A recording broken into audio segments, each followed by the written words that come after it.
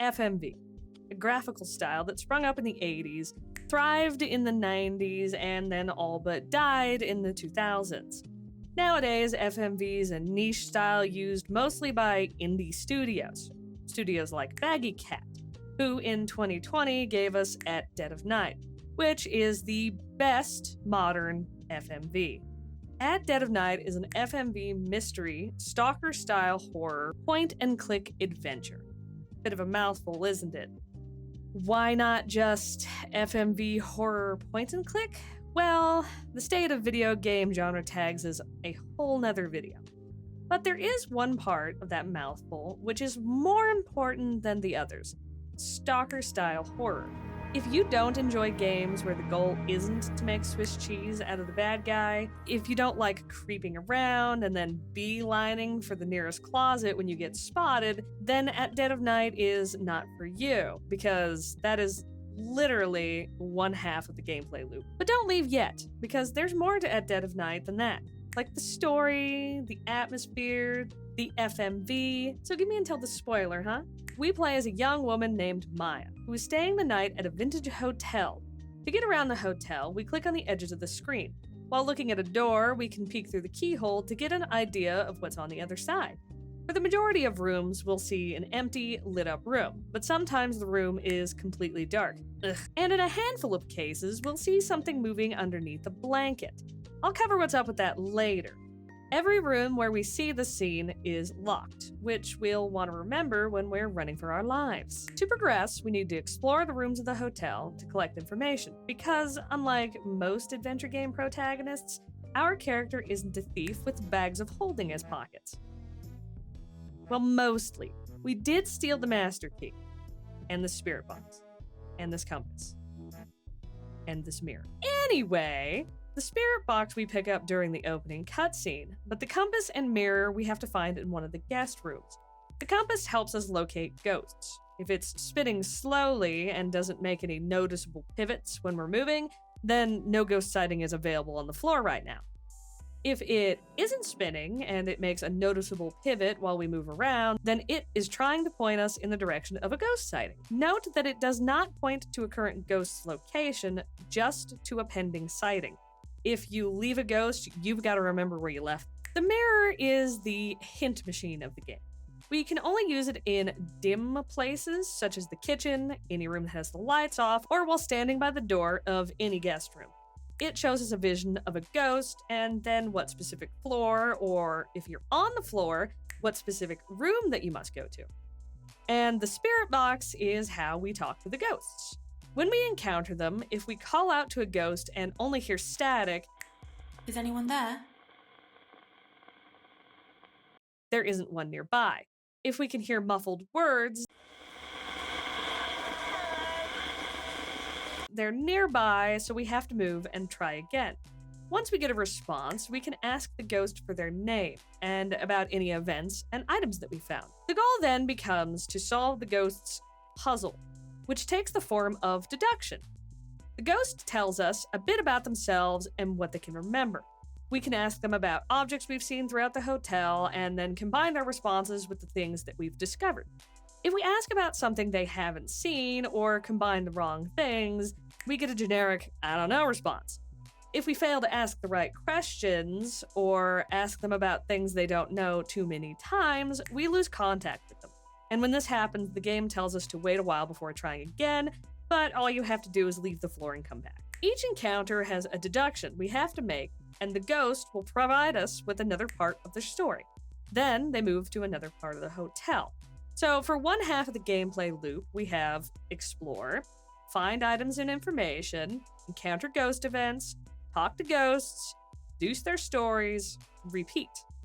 While searching guest rooms for stuff to talk about, we can also collect keys. Either the deadbolt for a guest room, a key to a storage room, or a key to the stairs between floors.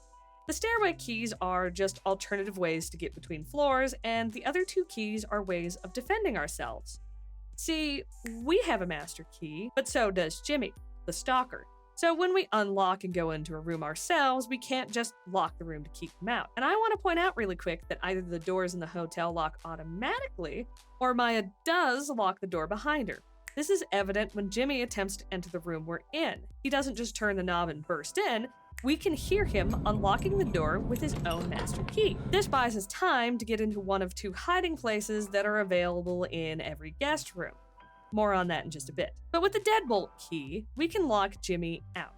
Why doesn't this cause him just to camp outside the room we're clearly in? I do have a guess, but it requires a bit of spoilery context, so we'll save that for a later part. Having the deadbolt key also enables a strategy. There's a button labeled Call Out to Jimmy, which can be used whenever we're wandering around the floor or when we're in a guest room facing the door. It does as you would expect it to. Maya will call attention to herself.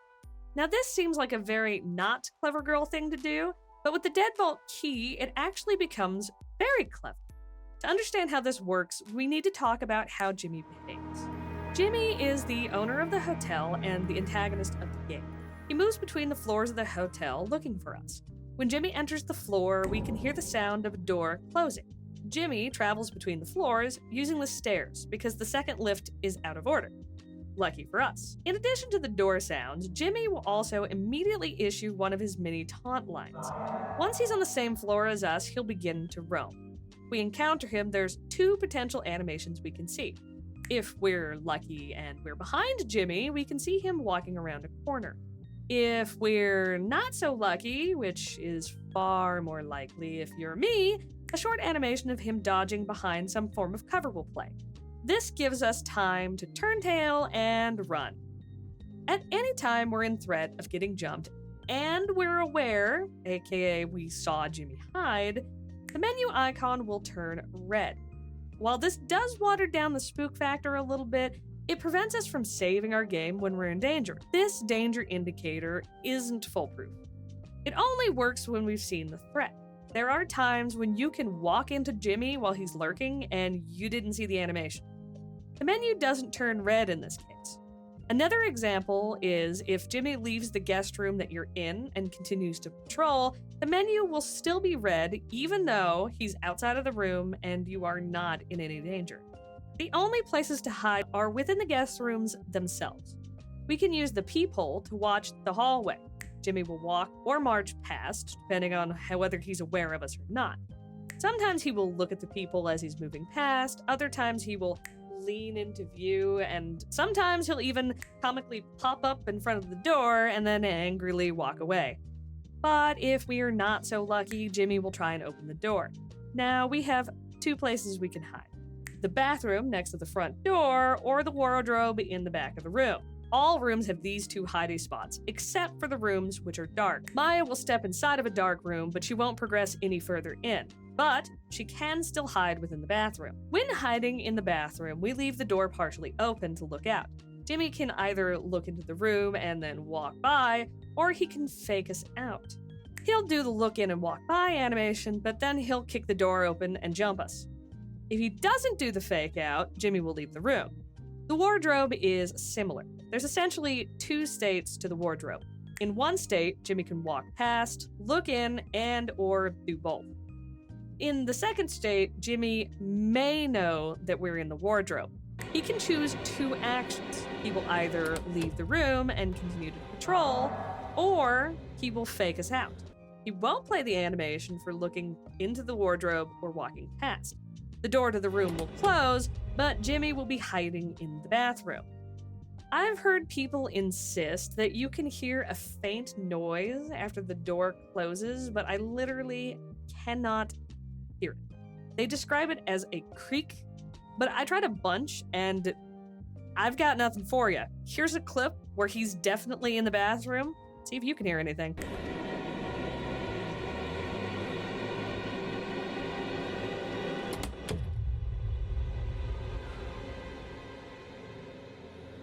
Whether Jimmy's in the bathroom or back to patrolling, the suspense music will die down and return to the ambient track. Our menu will still be red, so no help there. Thanks, bud. If he's in the bathroom, we're safe as long as we stay in the wardrobe or we stand 1 step outside of it. We can also run straight for the door and leave the room before he can catch us. But if we turn to the bathroom or hesitate at the front door, he will catch us. I said earlier I'd tell you about a strategy that you can use once you have a room's deadlock key. There's actually two. The first one is to call out to Jimmy, which will prompt Maya to open the door and shout. And then we lock the room with the deadlock key. Why do this? Well, it lets us know which direction Jimmy is in because we can watch him walk past. Then we can listen to his audio cues and get an idea of where he's at. The second strategy is riskier. We draw Jimmy's attention and wait until we hear him trying to enter the room. We move to stand one step in front of the wardrobe and wait until we hear the squeak of the door open.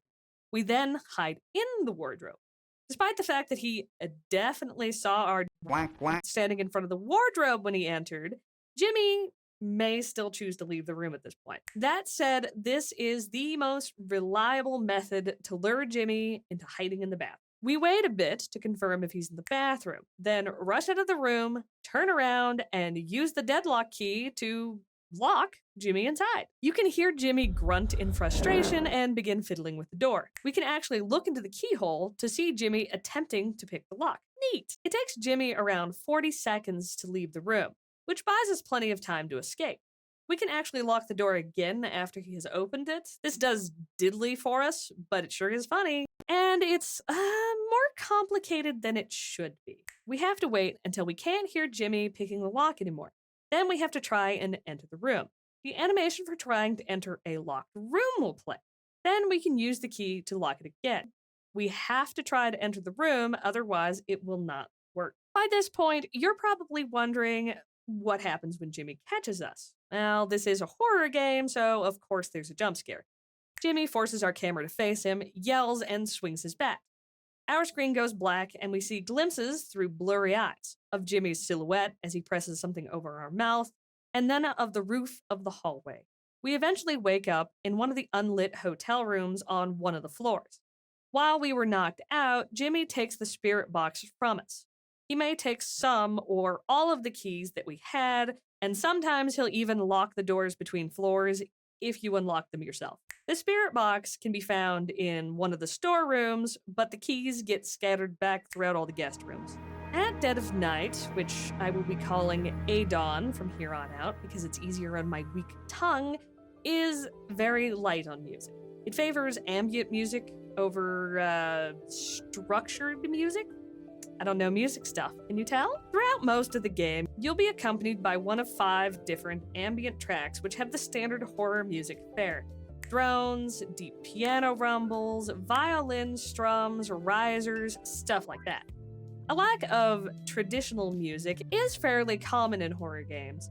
There's a lot to say about how silence can amplify the gameplay experience, especially a horror experience. But in the case of A-Dawn, it is also an intentional design choice, because A-Dawn relies heavily on sound effects. Having too much music would make it difficult to pick out the necessary information from all of the noise. Best case scenario, people just mute the music and listen to it on their own time. Worst case scenario, you don't get the chance to mute the music and you're stuck fighting against tons of sound just to play the game. As it is, we already have to do battle with the howling wind outside of the hotel and Maya's constant heavy breathing. Some audio cues have variations that help us get an idea of how far away Jimmy is. These include Jimmy's taunts and his footsteps. Baggy Cat didn't only add beneficial sound effects.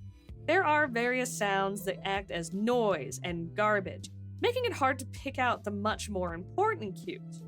On the first floor, things are pretty quiet. Maya's footsteps and her constant heavy breathing are probably the biggest distractions. On the second floor, we can hear the winds of the storm howling outside, making it even more difficult to pick out sound cues. Thankfully, there is something that we can do to help. The D key causes the audio to dip. This doesn't silence Maya's breathing, her footsteps, any of Jimmy's noises, or the wind. But it does silence the ambience track, and it gives more room for the important sound effects. There's theoretically nothing stopping you from holding the button down the entire time, so that's a fun tip for you. I don't know that there's much I can say about this, other than this, in my opinion, is where A-Dawn shines the most. It is a beautiful game. As I touched on in the intro, it's an FMV game. Maya and Jimmy are played by real actors, rather than being 3D models or sprites. The entirety of the hotel, though, is 3D. The blending between the actors and the 3D environment is nearly seamless. I'm sure if you slowed it down or paused the game, you could pick out some jank. But for the most part, it holds up during gameplay. Editing me, I found a clip that perfectly encapsulates just how well done the lighting, the blending, the acting, and the animation are in At Dead of Night. The following clip is a jump scare. It's going to be vastly slowed down though, so it shouldn't be as scary because I want you guys to pay special attention to the door. In the animation, he kicks the door open, and the momentum pulls it back towards the actor, and you can actually see the door impacting the actor's elbow, which causes it to bounce back open as he reaches in for the swing. And I think that is a great example of how much dedication the developer had in making it feel like a cohesive whole. The quality of the 3D models are amazing. Nothing immediately jumps out at you as being obviously fake. And the lighting in Adon is gorgeous. And it feels incredibly cohesive. I'm sure there are times when the lighting on the actor is inconsistent with the environment, but if they're there, they aren't blatant.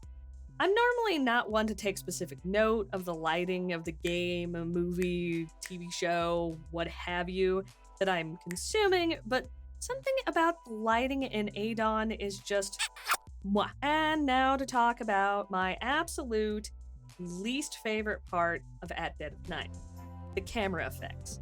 Specifically, the shake and the motion blur. The shake is likely there to represent Maya's fear and anxiety, but it feels too constant and consistent and pronounced to really sell it to you, at least in my opinion.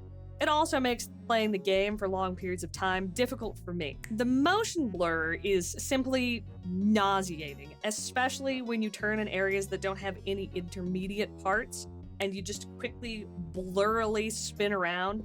It's extra bad when you have to sprint down corridors as you're escaping Jimmy, slap the shaking effect on it, and it can be quite sickening. I don't think there's anything else I can really touch on without dropping spoilers, so buckle up.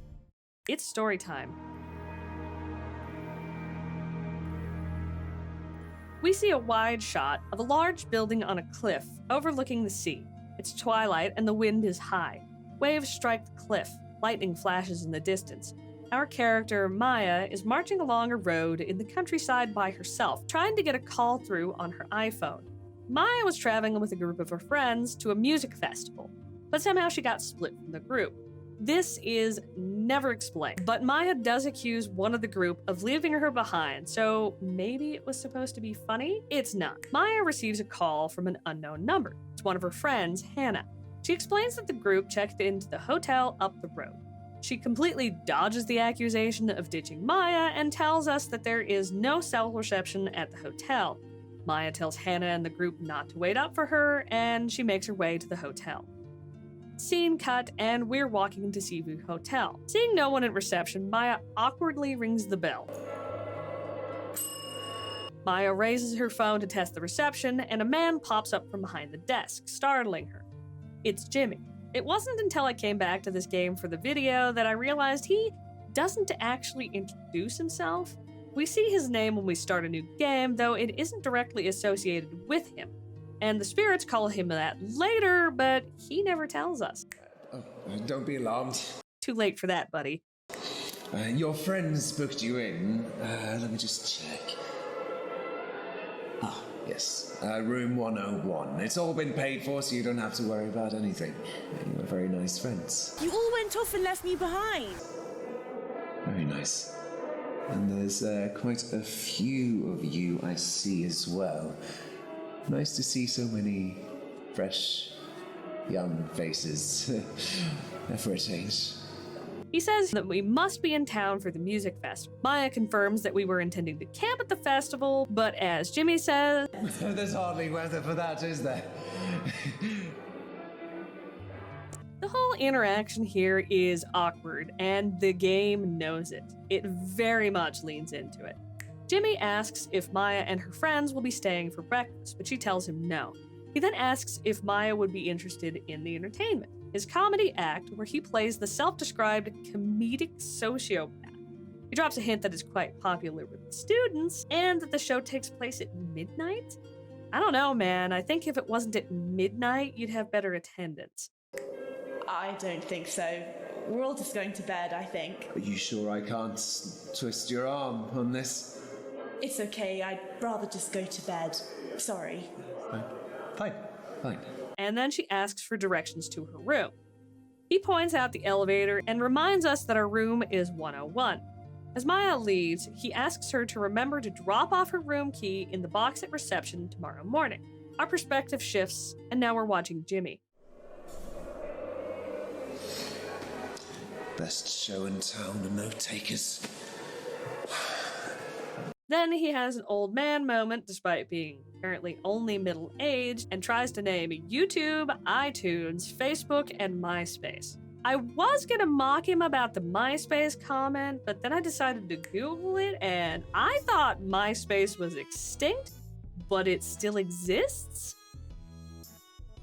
I feel like it's been years since I've heard anybody say the name MySpace. Who knew? Stupid, uncultured. Zero doesn't like rude children. They're naughty. Don't start this again. I don't want to hear it, okay? Not tonight. Naughty children are bad eggs.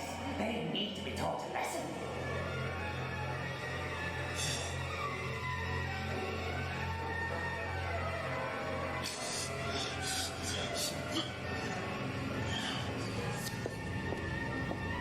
Shut up! Just shut up! You always do this. They're paying customers. They haven't done anything to you. Just leave them alone. Bad eggs need cracking. Whack 'em hard and crack the shell. Kick 'em down the stairs to hell. You know what you need to do, Jimmy. Show them who's boss. That's the way to do it.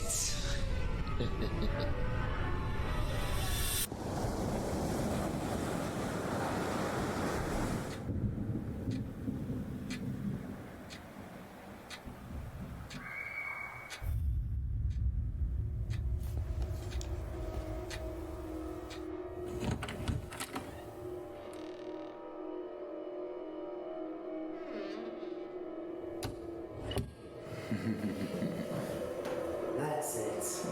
Gorgeous. Maya handles this pretty well, backing away without screaming, gasping, or saying anything. Her face clearly shows her panic, but she's able to quietly return to her room. She finds that the door locked itself behind her, and she doesn't have the key in her pajamas. She hurries to the elevator and heads to the ground floor, where there's a rotary phone, and props to Maya, despite having an iPhone and a fairly new-looking one at that, she doesn't look at the rotary phone like an alien device. She seems to understand that it is, in fact, a phone. She taps the hook, but only a faint crackle comes out of it. She hangs the phone up and, thinking quickly, pulls out the box that guests leave their room keys in when they check out. She digs through the keys and finds Master Key 2. As Maya starts to leave, a radio crackle catches her attention. A strange wooden box sits on the reception desk.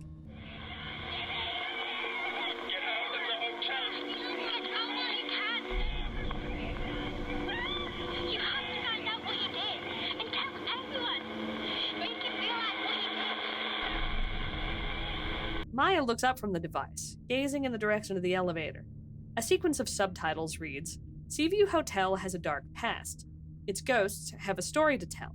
Use the ghost and spirit receiver to talk to them. They'll tell you Jimmy's secrets, but Jimmy must hide the truth at all costs. And that's the intro sequence. After this, we get a quick tutorial of how to play the game, with more info coming as we play. Before we go further, I want to talk about something really quick. So, something that comes up a lot when people talk about this game is the issues with the intro.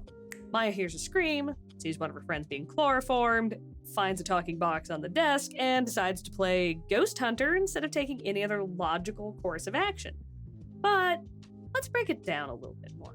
There is no cell reception in the area, so Maya can't just pop back into her room and call the cops. The rotary phone, which worked before, clearly doesn't now. So why doesn't Maya just take the key, go back to her room, get dressed, and leave?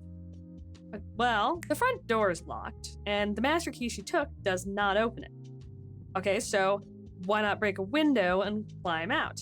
Oddly enough, there are no windows on the ground floor. Yippee. Okay, so hurl something through the glass doors, Maya. Locks don't matter if you smash them. That's definitely an option. There's plenty of things nearby that would work. So let's say we break the window without drawing Jimmy's attention. Climb through, break the next window, climb through, don't cut out of our toe. So we did all that. There's still a few problems, with the biggest one being that it is storming outside. We see signs of it during the intro. Maya and Jimmy even talk about it, and you can hear it on the second and third floors. And it's not just wind. The first scene shows us a lightning bolt strike, a rumble of thunder while Maya's on the phone with her friends, and raindrops as she walks to the entrance. Fuck up, you say. Those very same friends might get killed. And I agree. Though there's also the matter of it being the middle of the night, 2:30 a.m. to be exact. She's got an iPhone, so she could use it as a flashlight, but then there's the question of how far does Maya have to go in the middle of the stormy night with only her eye flashlight to find help? A passerby at this time of night is very unlikely. We have no idea how far she traveled between getting the call and making it to the hotel thanks to the jump cut. It might be more than a 5-minute walk. Does choosing to stay and chat with spirits make more sense? Not necessarily, but it isn't as dumb as it's often made out to be. Back to the narrative. Well, almost. First, a little description of the ground floor. I know, riveting. But this is the first area we play in. The ground floor is well lit and very brown.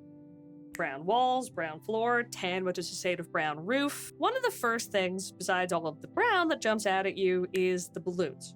Oh, and the Christmas tree in the corner. Now, I'll admit, I am a hermit, so I don't go to any festivals, let alone a music festival in England, but don't those usually take place during not winter? There's also a paddle on the wall, and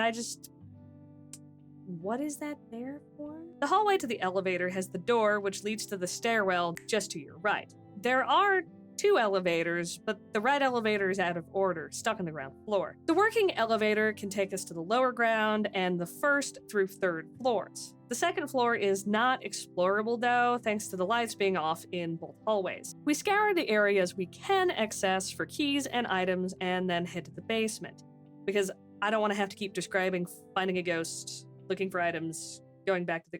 You understand. The elevator doors open to the sound of a little girl crying. You know, nice and good. If we subtract the sounds of a small human in distress, the basement is surprisingly not very scary, which is quite a pleasant surprise considering we're playing a horror game and basements are usually the scariest places in a horror game. The basement is dingy. A few random items are pressed up against the walls, including an old arcade cabinet in the corner. A set of dirty lockers sit against the left wall. 2 locked doors are near the lockers. The one on the left is a gray metal door with chipped paint. The one on the right is a dark wooden one. At the opposite end of the hall, by the broken arcade cabinet, is another locked door with a window in it. Through the glass, we can see a stairwell. Across from the elevator is a boiler room. The boiler itself takes up the whole right wall, while the left is filled with more old stuff. But what haven't we seen? A little girl. We tried the ghost and spirit receiver, but get no response. We call the lift and hit the button for one of the other floors.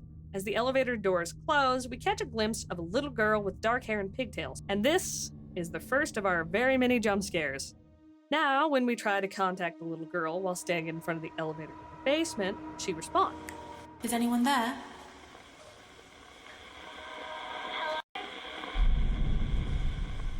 What's your name? I'm Amy 12. I'm 10.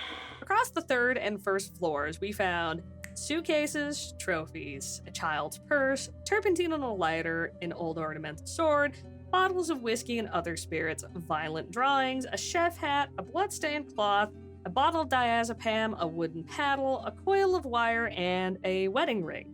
Amy knows about a few of the things we have. It was mine. It was for my birthday, but it was stolen. I didn't know what they were until Jimmy showed me. Jimmy had it. I didn't like it. I don't know, but children shouldn't drink alcohol. The boy used to draw them. It could have been mine.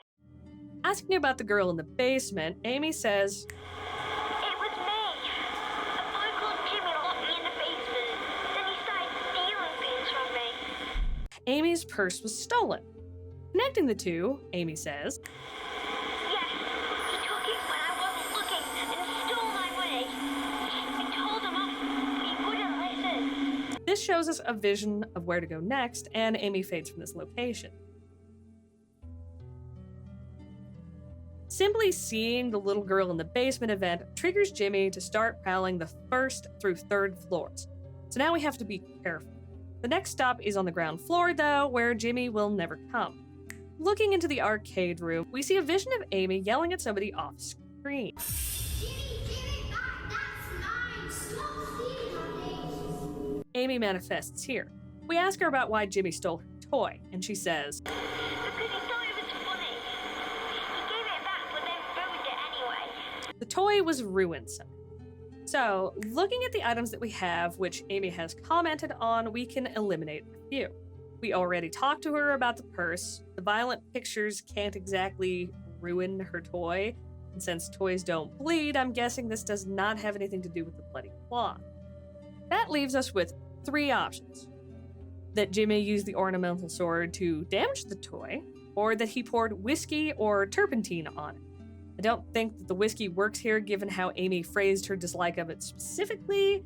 So, connecting the turpentine and the sighting, Amy confirms, He stole my toy with that stuff in the bottle. I hated him. we see a flash of the first floor and a glimpse of one of the rooms. The first floor is generously lit and so confusing. It's a requirement to get lost here the first dozen times you come to this floor, I swear. The first floor is wrapped in tan-patterned wallpaper and lined with red carpet. The same balloons, ribbons, and party banners we saw on the ground floor can be seen on this floor too. Oh, and there's what appears to be handcuffs on a table here? There's no clues on the floor itself where we're supposed to go without using the scrying mirror.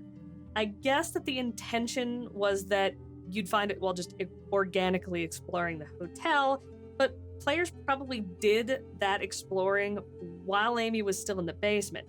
After all, you needed to hunt down her purse to progress her story. So it relies on us backtracking and is just bleh. Thankfully, we have the scrying mirror, and it shows us room 109. In room 109, to encounter the vision, we have to step into the room, look at the entrance, and then spin around to look at the wardrobe. We see Amy screaming. The stuffed toy in her hand is on fire. Contacting Amy, we ask about what happened. My hand got burned. It was really hurting. I couldn't tell anyone. We see a glimpse of Amy and what appears to be the hilt of something shiny and silver. We see another person, a man in a dark suit with a lanyard around his neck, and the elevator signing floor 2. This indicates that some areas within the second floor are now accessible. We'll pop up there to get some items to ask Amy about, but we are not pursuing that other ghost right now. Our trip to the second floor gave us a scrapbook, a rolling pin tied to a washing line, and a dangerous heater. The only one Amy has any comment about is the scrapbook. Jimmy made it. I don't know why. He was strange. Wandering around the first floor, we see lights flickering near the suit of armor in the hallway leading to rooms 102 through 105. I'm telling you, Jimmy, you can't do that. You're hot.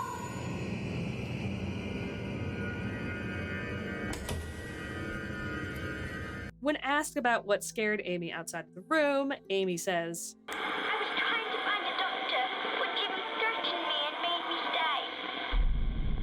the initial vision we got showed us the hilt of an object. We heard a metallic shing, like metal scraping off of something, and Amy said she didn't like the ornamental sword. Connecting these, Amy says, Yes, he got it down from the wall. It looked really sharp.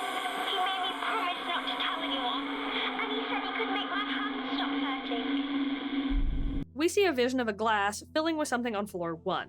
This is another one that doesn't have any additional clues, so the scrying mirror points us to room 112. Standing inside of room 112 and turning to look back towards the entrance, we see Amy outside of the bathroom. She has a cloth around her burnt hand and is holding a glass in the other. She drinks something out of the glass, but nearly spits it back out before returning to the bathroom looking disgusted. When asked about it, Amy says, The boy told me it was medicine. It tasted horrible. the only liquids we've found are diazepam and whiskey.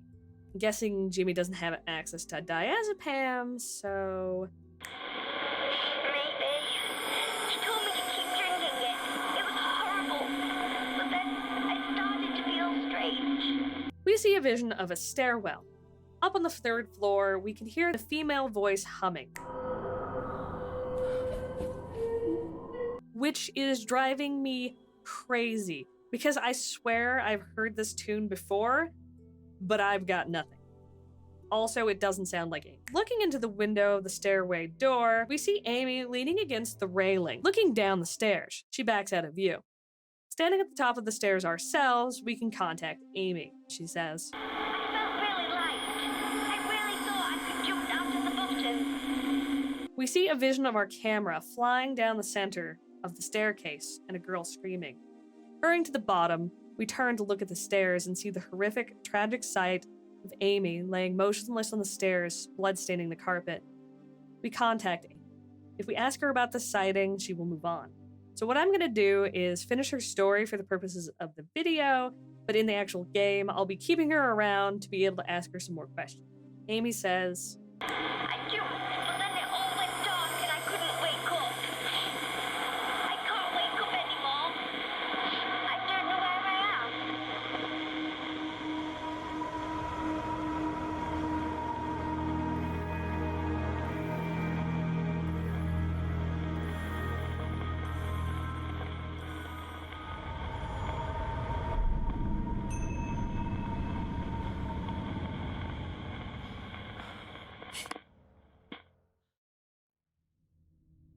At the beginning of the game, the 2nd floor is unlit and can't be explored.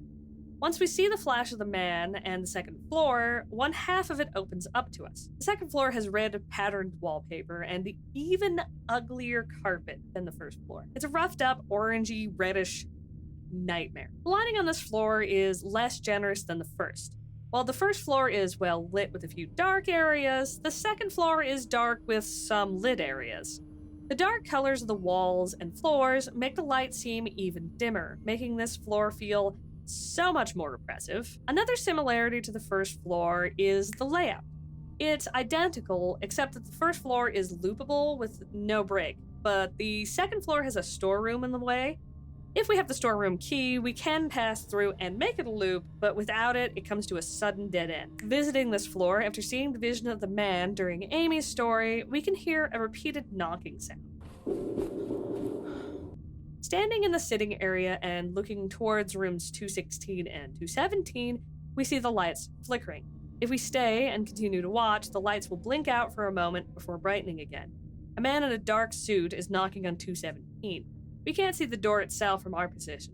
He says, Jimmy, I'm Dr. Bose. I'm just here to have a little chat, okay? Lights fill up the hallway as the door opens. Thank you, Jimmy. I won't be long. He enters the room and the door closes. Heading into the room, we can make contact with the spirit. What's your name? Dr. Bose. I'm a clinical psychiatrist. When asked about the vision of a man in a suit knocking on a door, Dr. Bose says, It was me. I got a call from Rose, Jimmy's mother. She wanted me to talk to Jimmy, find out what was bothering him. But Harvey was worried about Jimmy's mind and the things he was imagining. So now we have 2 more names, but not much else. Anyway, we want to ask him as much as we can. You'd better ask Jimmy. I saw Jimmy playing with it. I thought it was dangerous. Well, they were probably from the bar. Jimmy, he used to draw them. Jimmy found it and put it on. It was mine. I kept it in case I needed it as evidence. It can help treat impulsive behavior in some people. Jimmy made it. It was a warning. I should have seen it coming. I tied them together. It was an experiment. The daughter of a hotel guest. Jimmy wasn't nice to her. I've no idea. It's just the kind of thing he did. Her hand was burned quite badly, but Jimmy thought it was all a joke. I wasn't there then, but I think she drank alcohol. Jimmy made the girl drink too much. She fell down the stairs from the top floor. She was too drunk to know what she was doing. It was the reason Rose got in touch with me. Speaking of the scrapbook, when it's found, it's actually zoomed in enough that you can make out the words, which is surprising since usually this kind of stuff is filled either with junk or is so low res that you don't really have to put anything there. Accused psychiatrist found dead in cell. 49-year-old clinical psychiatrist accused of sexually assaulting a boy of 13 during a number of house visits has been found dead in his cell at Eaton Police Station. Dr. Krishna Dayananda? Dr. Krishna Dayananda has been arrested in the early hours of yesterday morning and held for several hours while police attempted to investigate a fresh claim by the boy's family. An investigation into his death is underway. His lawyer, Sir Giles Smithcroft QC, said that the allegations against Mr. Dover were clearly false, but that Mr. Dover had been suffering from depression during the investigation, and that it cuts off here. The second story on the lower page is a bit harder to make out. It reads, Head admits to violent abuse at private school. Former headmaster Richard Lindsay pleaded guilty at his hearing today to multiple acts of violent physical abuse against 49 pupils during the course of his 30 years as headmaster of Note Private School in Windsor. Mr. Lindsay, 74, from Eaton Road, Bracknell, has been accused by dozens of former pupils from the school who claim to have been beaten, whipped, publicly flogged, and routinely humiliated by Mr. Lindsay during the 60s, 70s, and 80s. Lawyer for the prosecution, Sir Ernest Albert QC, said that the abuse inflicted by Mr. Lindsay had caused his clients significant and lasting psychological damage, with many of Lindsay's 49 victims so traumatized that they'd brought Union Jacks, locked their doors, and began shouting to passers-by from their bedroom windows about starting a new war with France. Sir Ernest, representing all 49 alleged victims, said that during their time at the school, his clients had turned from sensible, realistic, empathetic children into deranged, nervous, swivel-eyed, imperialist adults too afraid to leave their bedrooms because of their irrational fear of Belgians? Sir Ernest said that the abuse meted out by Mr. Lindsay was indicative of the old school systems, and quoted from Mr. Lindsay's diary, seized by the police, in which the headmaster writes about his duty to the Empire and its need for future captains and officers possessing just the right amount of inhumane and brutal qualities needed to conquer foreign lands populated by people onto which the British like to project those very same qualities. Evidently, Mr. Lindsay believed that by brutalizing his pupils, they would in turn brutalize the natives of foreign countries. His diary was emblazoned with the slogan, "Make Britain Great Again." Moving swiftly on, there's a lesson we can take away from completing Amy's story. Ghosts always have something to say about an item that is relevant to their story, though they will not exclusively comment on these items. For example, Amy comments on the scrapbook, but that is not necessary for her story. Bose says Harvey was worried about the things Jimmy was imagining. Of the items we have that Bose has commented on, there's only 2 that relate to Jimmy and have associations with imagination. the violent drawings, and the ornamental sword. Working out the assumption that items used in previous stories aren't relevant to the ongoing stories, which is not something that we have evidence for, but it can narrow down options. This logic leaves us with only the violent drawings. Yes. They suggested a turbulent personality, but I wasn't particularly concerned until I started to realize how far his imagination went. We see a vision of, I don't really know what that is. The other half of the second floor is open by this point, so we'll collect the rest of what this floor has to offer before meeting up with the good doctor again. We now have cricket and baseball bats, a crossbow, a handgun, an ornate dagger, photos of a fire, a Hugo Punch poster. I don't know, but Jimmy found it. The hotel used to have a display of old weapons. Harvey kept them. I don't know why. Harvey owned it. I didn't like it being in the hotel. I never heard about that. It belonged to Jimmy. He always kept it in his pocket. He didn't tell me what he used it for. On floor 1, the lights flicker near the storeroom. Entering it and turning around, we see Dr. Bose as he finds a dead rabbit hung up on a wire. Jimmy was killing things, small birds, animals. I realized he needed to work on his empathy skills. So I asked him to think of something nice he could do for me. I was surprised. He came up with an idea right away. Yeah, I definitely have not heard anywhere that killing small animals during childhood is an indicator of anything bad. Nope. Of all the items that Bose has commented on, there aren't many that could be used to do something nice for someone else. Connecting the chef's hat, Bose says, Yes, Jimmy said he'd make something for me, so I followed him to see what he was going to do. We get a vision of what I can only think of as wrapped cutlery, you know, the kind that you get at restaurants, and of the ground floor. Stepping out of the elevator, we can hear the sounds of utensils and plates moving from the hallway near the desk. The hallway itself has red painted walls, and in the most truth in video game moments I can think of, also doubles as a storage space. Stacks and stacks of unused brown chairs, a random stack of books, mannequin torso, some empty shoeboxes. There are 2 doors in the hallway, one immediately to our left and one at the end of the hallway. At the end of the hall and to our right, there's an open door to a room lit by blue light. Stepping in, we can see it's a kitchen. Constant loud hum comes from the fluorescent light on the left wall. And dang, do food inspectors just not come up here? All the equipment looks incredibly beat up and dirty. Stains and chipped paint everywhere.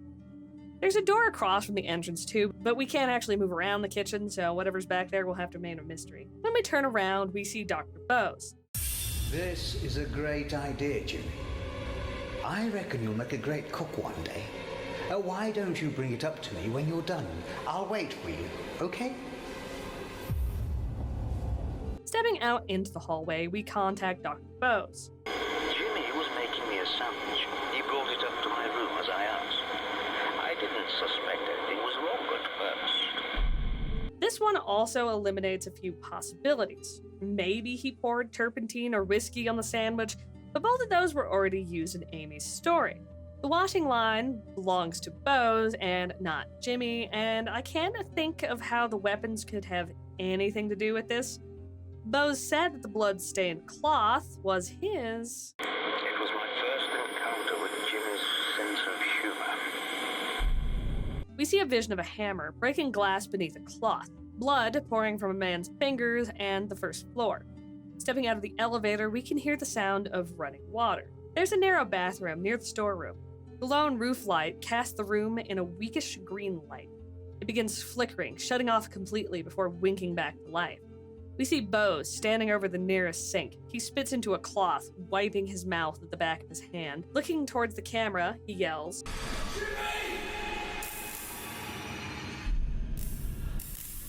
Jimmy had put broken glass in my sandwich.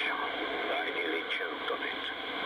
I kept the top and glass so I could go to the police, but I realized I'd underestimated Jimmy's illness. I simply had Bose mentioned that diazepam can treat impulsive behavior in some patients. Lying, tricking, and even hurting people certainly seems to fit the bill for Jimmy. It wasn't the ideal medication, but it was all I had. Jimmy needed treating immediately. He was dangerous. We see a vision of a needle filling, and floor 2 as Bose fades to the next location. The hallway leading to rooms 210 and 211 has a flickering light. Standing at the end of the hall and looking back down it, we see Bose standing uncomfortably close, holding up a filled syringe. This won't hurt, Jimmy. All you have to do is to stand still and stop moving around. When asked about what he was doing, Bose says, Jimmy refused to let me administer the drug. I had to chase him around the hotel. Then he told Rose I tried to force him to take it, that I'd used violence. It was ridiculous. We have a few items that Bose has commented on that could be used for violence. The handgun was Harvey's though, so that's out. That leaves us with the sword, the bats, the paddle, the crossbow, and the ornate dagger. The sword was already used, so scratch that one.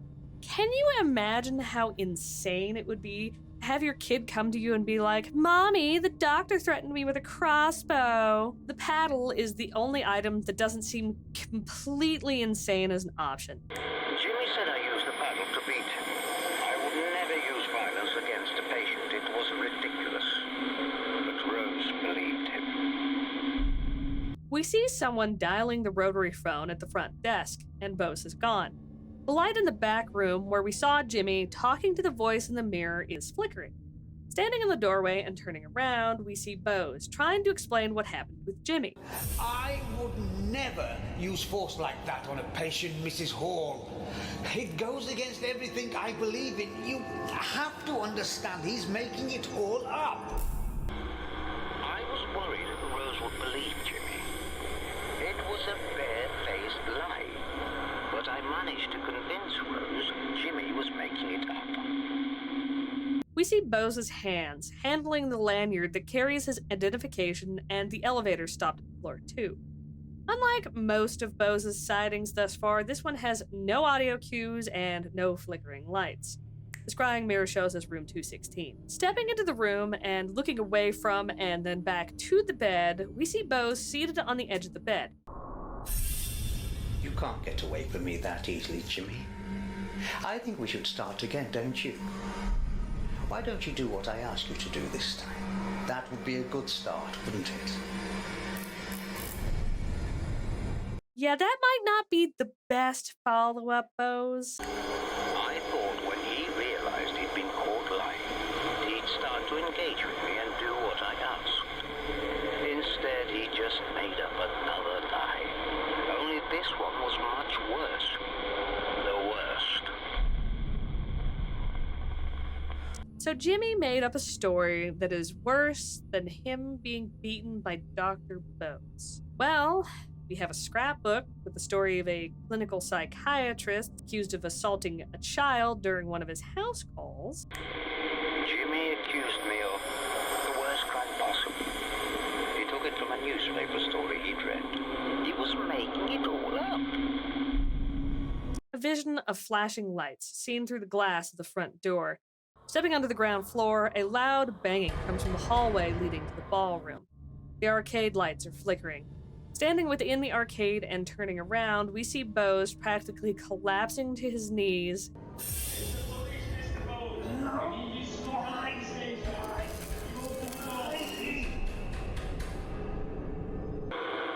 reported me. I knew they'd strike me off. I had no career, no future. I decided to take control once and for all. The mirror shows us a man's hands handling something with some sort of thin cord. The only items that we have that will match that are the coil of wire and the rolling pin, but the coil of wire belongs to Jimmy. While Bose confirmed that the washing line rolling pin thing was his. I experimented with the washing line, but it was too thin. I found some rope instead. I still had my keys to the hotel, so I crept in one night while I was on bail. a vision of the elevator lifting, then of the lower ground. Standing by the broken arcade cabinets and looking towards the elevator, we see Bose put a noose over his head.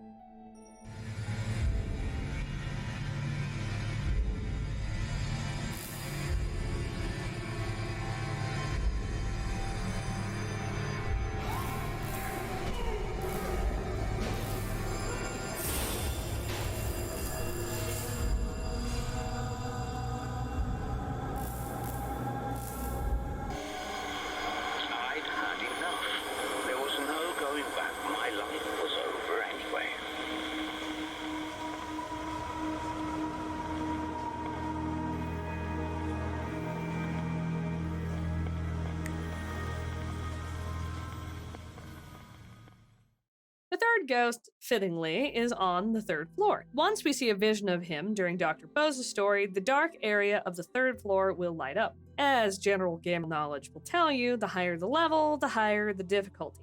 And now we're on the highest level the hotel has to offer.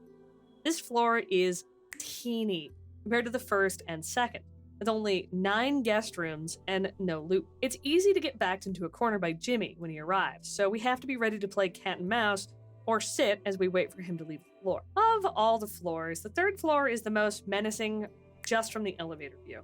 The wallpaper is this dark green, the carpet a dark blue with yellow accents.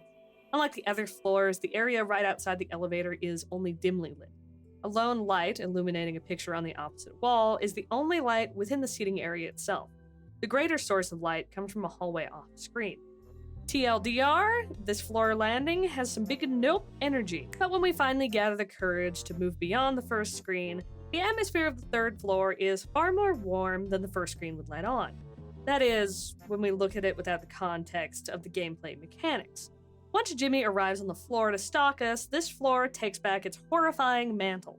Even with the warm, soft lighting, the dark colors, and the fact that at any point there's only a few moments between us and Jimmy, all this combined makes the floor the scariest of them all. Standing by the unmarked door past the third floor storeroom and looking back towards 307, we see a man in a brown suit talking to a woman off camera. He made it up. I'm telling you, he's been lying about everything, probably lying about the other stuff as well. Ridiculous. He wouldn't lie about something like that. You sure about that? He lies about everything. Open your bloody eyes, Rose. Ridiculous. Oh, that's right, walk off. I'm not listening, Harvey. You've just got it in for him. It's the truth. Dr. Bose mentioned Rose and Harvey when we first met him, and now we have a face and a voice for Harvey, and at least a voice for Rose. Seems like Rose has a little blind spot for Jimmy. Or Harvey is incredibly paranoid, but from what we've seen of Jimmy, I'm thinking Harvey might be right on this, Rose. After sweeping the area for items, we now have broken mirrors and a goodbye. The goodbye note reads, "Dear Mom, I'm sorry for everything. Goodbye." Heading into 307, we contact the ghost who says he's Harvey, and he says he runs the place. The name card confirms he's hotel proprietor. Harvey has the following things to say about the items and sightings we have so far. Rose, but she never used them. It was that girl's purse. Poor thing. They were my things, but I didn't keep them together. We had a display of medieval weapons. Jimmy stole it. I don't remember, but there's nothing wrong with having a drink. Who do you think? Jimmy. He had a very violent imagination, did little Jimmy. The chef. Who else wears a chef hat? I don't know, but it might have had something to do with the doctor. Probably the doctor left it. It was always under the counter in reception. I don't know where it came from. Jimmy. He used to keep cutouts of news stories about abusive teachers and doctors. He wasn't a normal boy. He was giving electric shocks. I kept it so the police could check it. I kept them, in case I needed them. It was from an armory display we used to have. Jimmy was fond of it. It was mine. Belonged to my father. Still had a few rounds with it. It's not a dagger. It's a letter opener. It's not supposed to be sharp. I don't remember that. Jimmy used to carry it round with him. No idea why. Yeah. They managed to contain it, but I lost a lot of stuff. A lot of stuff. They were for the old boiler room door. Probably belongs to Rose. She was staying in the hotel with her family. Who knows? He probably thought it was funny. She was burned. Pretty badly. She was probably scared of Jimmy. She'd drunk a bottle of whiskey. She didn't know what she was doing. She fell from the top floor, down the stairs. I knew Jimmy was behind it. He had to be. It was Dr. Bose. He was supposed to help Jimmy. But Jimmy was beyond help. Jimmy said he'd found it somewhere. What he was doing with it is another story. The doctor was trying to educate Jimmy, get him to help out. Big mistake. He learned about Jimmy the hard way. Jimmy's pranks always went too far. I don't know. I wasn't there. He was worried about what else Jimmy would make up about him, and he was right to be. They were going to arrest him. Jimmy had ruined him. I didn't believe any of it, because he'd been driven to it. Everyone thought he'd touched Jimmy. Jimmy was clever, you see. Too clever. The doctor had no chance. Poor soul. About the sighting, Harvey says, It was me. Jimmy had made accusations about the doctor. Rose believed him, but I'd heard that story somewhere before. This is the first instance where an item used in a previous story is used in another. We know Jimmy took the story out of the scrapbook because of Bose's story. It came straight out of it. As soon as I found that scrapbook, I knew where Jimmy had got it from. It was the same, down to every detail. He really did. How unfortunate for Dr. Bose that it just fits him perfectly.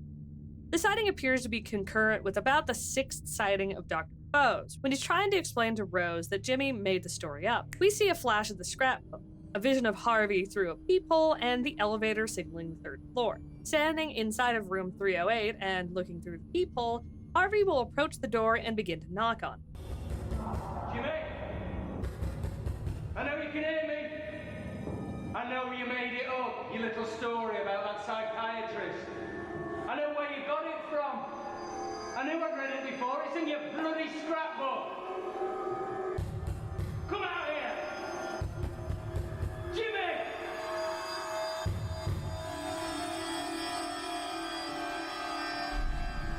Leaving the room and stepping towards the sitting area, we contact Harvey. Of course he didn't. He just laughed. Then he started setting little traps for me. Some of them not so little. This one is a bit of a leap, and we now have precedent for items being reused. But we still have a number of items that have never been used, so I think it's safe to continue focusing on unused items that the ghost has commented on.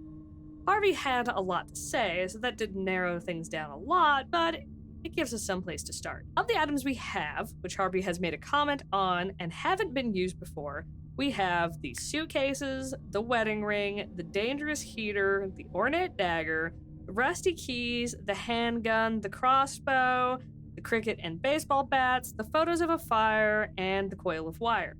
The suitcases and wedding rings belong to Rose, so let's ignore those for now.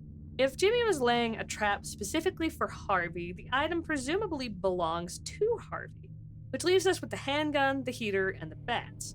I mean, he could have set fire to the hotel, but he lives in that, so that doesn't seem likely. I'm guessing Harvey didn't just leave the handgun where Jimmy could get to it, and I don't really know how you could trap the bats. Connecting his statement to the heater, Harvey says, Jimmy was always playing with electricity. Funny, he was never the one who got shocked. The sounds of cracking electricity could be heard around the 1st floor. Looking at room 113, a normally dark room, the door will be open. The sound of crackling electricity intensifies and a man screams. Harvey stumbles into view, holding his hand. He screams, Jimmy! Stepping into the dark room, we make contact with Harvey.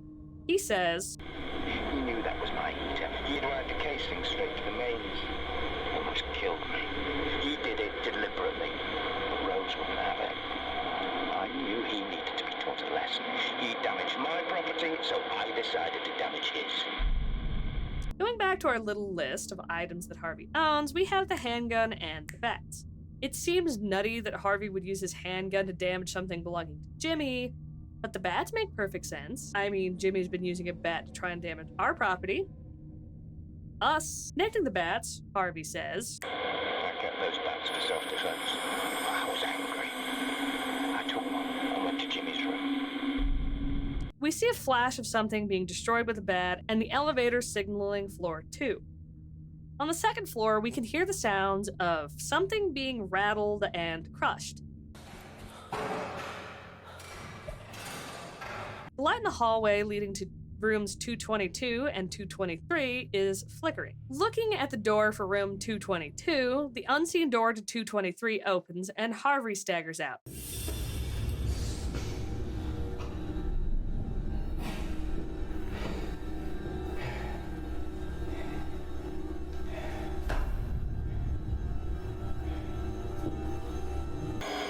That smashed up his television and games consoles and stuff.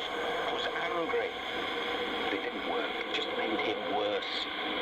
We soon retaliated. We knocked a few items off of our list earlier. If Jimmy's retaliation was him attacking Harvey, the dagger and the crossbow make sense. Coil of wire could be used to make another electrical trap, but that seems a bit Connecting the crossbow, Harvey says, Jimmy was fond of weapons like that.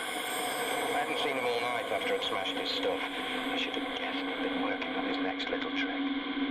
We see the crossbow firing a bolt towards us, and the elevator signaling floor 2. As we wander the south side of floor 2, we can hear a rhythmic, loud tick. Stepping into 215 and turning to look at the door, we see Harvey scream in pain as he pulls a bolt from his thigh. Jimmy had set it up to fire when I opened the door. I had to go into A&E, get stitches and tetanus shots. When I got back, I couldn't find him. Rose said he was hiding in the basement. That gave me an idea. Harvey said that the rusty keys were for the old boiler room, and we know that the boiler room is in the lower ground. Connecting the rusty keys with the sighting of Harvey being shot in the leg, Maya will say, When you said you thought Jimmy would like hiding in the basement, does that have something to do with those rusty keys? And I think some stuff may have gotten moved around while Harvey's story was being implemented. Harvey did not say that to Maya when he was asked about the rusty keys. He says, It was the old boiler room door. if the keys did have that statement, or Harvey mentioned it somewhere before, that would definitely make the connection easier. Well, if Jimmy wanted to hide down there, I thought he must like it. We see a vision of the boiler room door closing in the lower ground. A loud metallic banging sound greets us as we exit the elevator.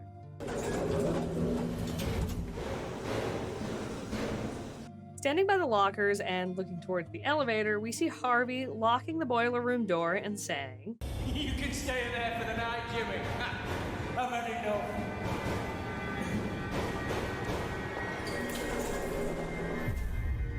Following Harvey onto the ground floor and asking him about the sighting, he says, I wanted to give Jimmy a dose of his own medicine. I thought he couldn't do any damage down there. I was wrong. I'm guessing Harvey didn't give a bunch of items to Jimmy before locking him in there, so that knocks a bunch of items off the list. We know the coil of wire is something that Jimmy carried around, but that doesn't work. But we do know he plays around with electricity, and that could easily result in a fire. Nobody realized how far Jimmy would go to get attention. Heading back to the lower ground, we hear an alarm. The door opens to smoke, filling the basement, coming from the boiler room. We see Harvey banging on the door. You're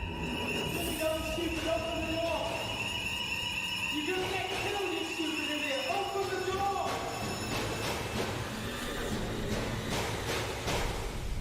We managed to contain it before it got out of hand. Oh, photos and letters and everything were down there. It all went up in flames.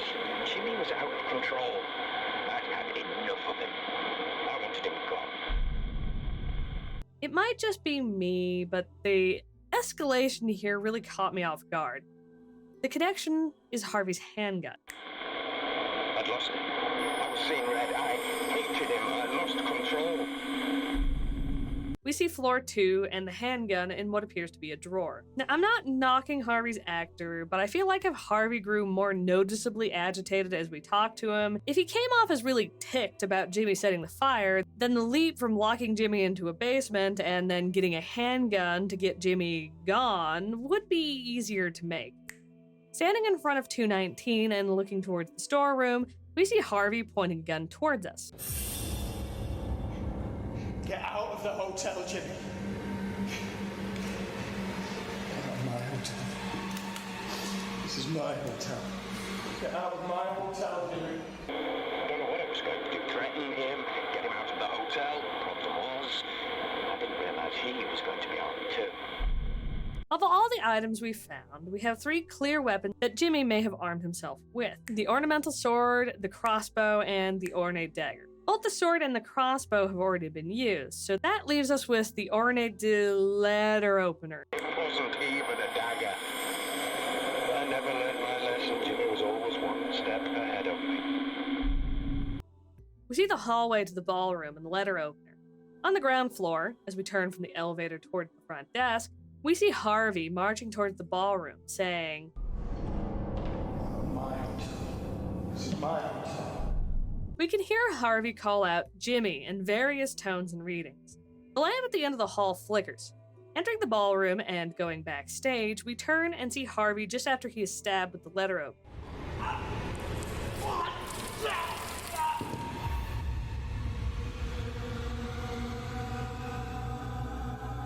Jimmy crept up behind me. I didn't see it. Jimmy always won in the end.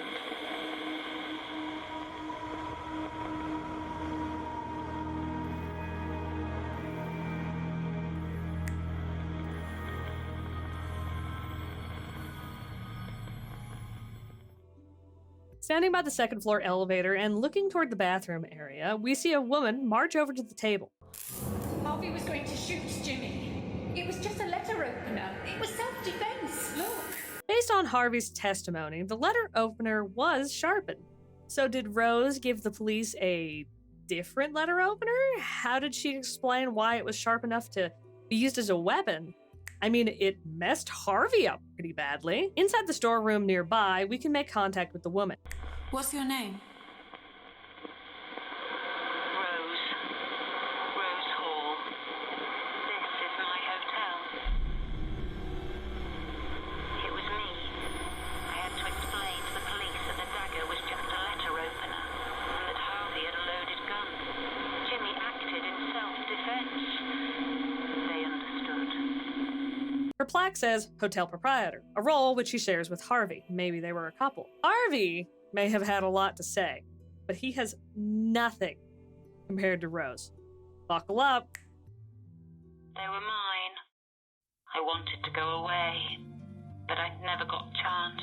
Jimmy bought them to make it look like he'd won awards. It belonged to the little girl. I don't know. They belonged to Harvey. It belonged with the suit of armor we had. But it went missing. Harvey must have put them there. Jimmy used to draw pictures about the war. He was like most boys. How a chef used to wear it. It belonged to Dr. Bose. It belonged to my husband. Harvey said Jimmy made it. I don't remember. Harvey put it away. He said it was dangerous. They used to belong to my husband when he was a teacher. It was from a display Harvey used to have. But I didn't like it being in the hotel. They were to the boiler room. But we had to have the door replaced. Yes. But we caught it in time, before it spread. Harvey. But it was kept in my bedroom. It was a letter opener. It was a present from someone. It was Jimmy's comedy act. Jimmy broke them. Jimmy used to carry a wire around with him. He liked playing around with electronics. Jimmy wrote it. It was mine. Someone made me an offer I couldn't refuse. She was a guest in the hotel. He didn't. The girl was lying. Jimmy didn't steal things. She was burned. But she kept doing dangerous things like that. She was odd. I don't know. It could have been anything. She was a strange girl. I don't know. I didn't know much about her. She fell. Harvey blamed Jimmy for it. It was the girl's own fault, not Jimmy's, Dr. Bose. He came to help Jimmy. Harvey said Jimmy had probably killed it himself, but I didn't believe him. Dr. Bose kept trying to make Jimmy do things he didn't want to do. He cut himself, but then he tried to blame Jimmy. He did it to himself. It wasn't Jimmy. He was trying to medicate Jimmy. Without my permission, because he was worried about his reputation. I didn't know who to believe. but I decided to give him another chance. He was talking to Jimmy, trying to control him, get him to do things, bad things. I should never have trusted him. They came to arrest him. He deserved everything he got because he knew he was guilty. He did the right thing. It was Harvey. He didn't believe what Jimmy was saying, but I knew he wasn't lying. No. How could Jimmy admit to something that wasn't true? Harvey was wrong to bully Jimmy like that. Harvey blamed Jimmy. But that heater was faulty. Harvey should have thrown it away. He ruined Jimmy's things. He couldn't control his anger. Harvey said Jimmy had shot him with an arrow. But I knew Jimmy wouldn't use a weapon like that. I don't know what he was doing. Harvey blamed Jimmy. But it was a loose wire that started that fire. It was an accident. I don't know. Harvey shouldn't have had a gun in the hotel. Lore dump out of the way, we ask her about the sighting outside. Rose says, It was me. I had to explain to the police that the dagger was just a letter opener and that Harvey had a loaded gun. Jimmy acted in self-defense. They understood. We see a vision of a silver-colored car pulling up to the hotel. Standing by the front doors and looking toward the opposite hall, the lights flicker and shut off. Rose says, Jimmy.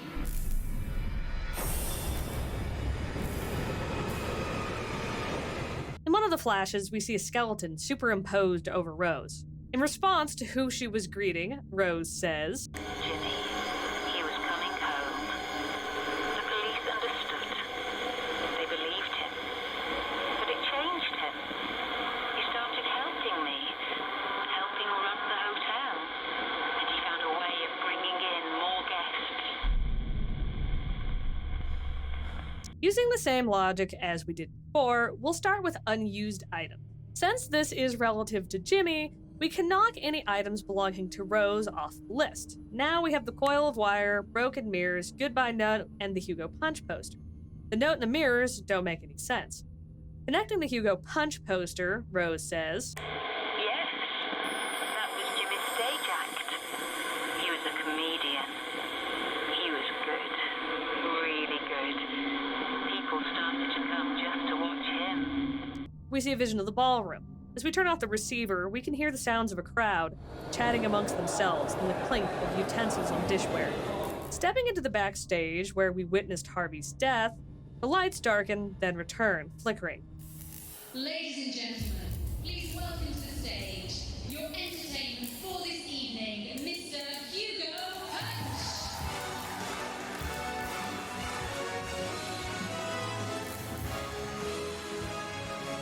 This is the final part of Rose's story that we can get to while Harvey is still active. This is because Harvey and Rose are currently sharing the same location, and when we reach out to a spirit, we get Harvey. There's no way in-game to tell Maya to ask for Rose specifically, and Harvey has to be at this final stage for Rose's story to even become active. So we have 3 new sightings to ask Harvey before we close up his story for good. Rose believed Jimmy.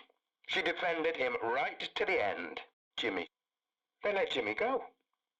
They said it was self-defense, that I'd tried to shoot Jimmy, but it was all lies. We ask Rose about the sighting. I was enjoying it. We were making money again. Everything seemed to be getting better until Jimmy started behaving oddly. I heard him shouting, staring at himself. We have something that matches up perfectly with this, the broken mirrors. Breaking the mirrors was just the start. I asked him about it, but he didn't remember doing any of it. Then other strange things started happening. As we step off the elevator, we can hear a calm, jazzy tune. Over by room 306, we find the radio. Spinning around to look back down the hall, we see a bunch of male mannequins with posters of Hugo Punch taped to their faces. Rose rounds the corner. She looks at the hallway of mannequins, completely stunned. Inside of room 304, we ask Rose about it. Jimmy, I didn't understand at first. I was confused. But then I realized Jimmy wasn't the one doing these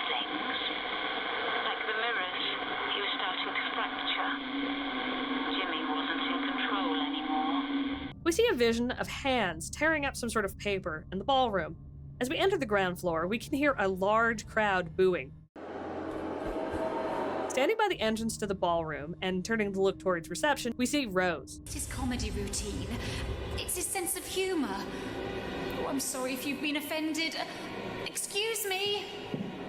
It wasn't Jimmy on stage anymore, it was Hugo Punch, his comedy character. Hugo started insulting his audience every night. He seemed to be enjoying it. And one night after the show, a guest told Jimmy what she thought of him. Jimmy lost his temper. He did something stupid. This one is a bit strange. Shortening our list by removing items we used in the previous couple of deductions and only keeping those that make a semblance of sense leaves us with the coil of wire and the goodbye note. But based on it being in escalation, the goodbye note doesn't make a lot of sense. Connecting the coil of wire and the latest sighting, Rose says, Jimmy locked her in a room and tied her up. I didn't know what he was going to do. I found her and let her go. Jimmy said it was a joke. She didn't press charges, but she told the newspapers. We see the front of the hotel, bright lights flashing intermittently outside, and the sounds of a bell ringing. Standing near the kitchen and looking towards reception, we see Rose standing by the locked door at the end of the kitchen hallway.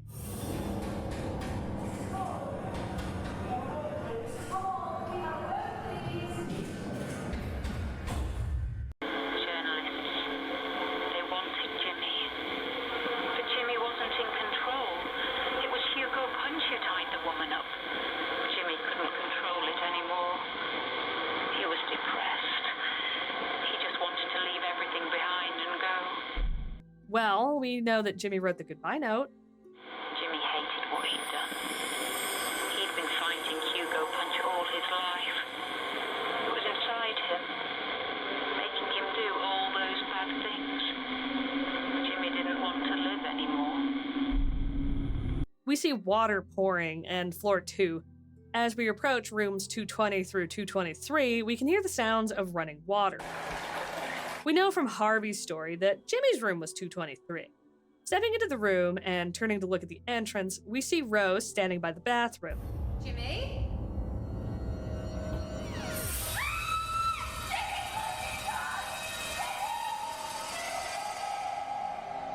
When asked about who she found in the bathroom and what happened, I know that seems like a really dense question after we just heard her calling out his name. Rose says, It was Jimmy. He tried to kill himself. That's why I had to tell him the truth. At this point, Rose's story converges with that of the other spirit we haven't encountered yet, so we're off to the ground floor. Looking at the stage in the ballroom, the lights shut off one by one. A single spotlight in the center of the stage turns on. Behold!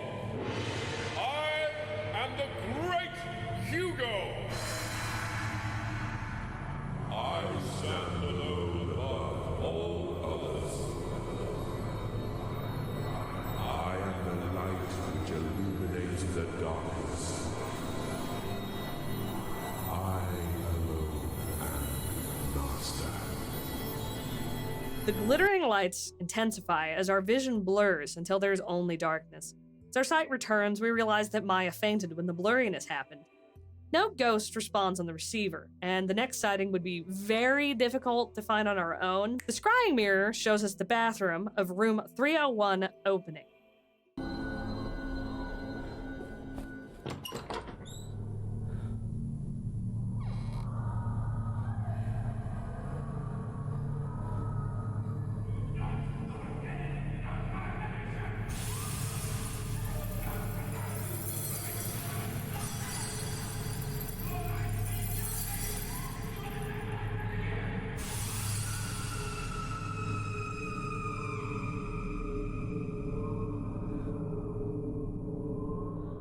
Maya fainted again. It seems like whoever these visions are related to, the spirit is different from the others.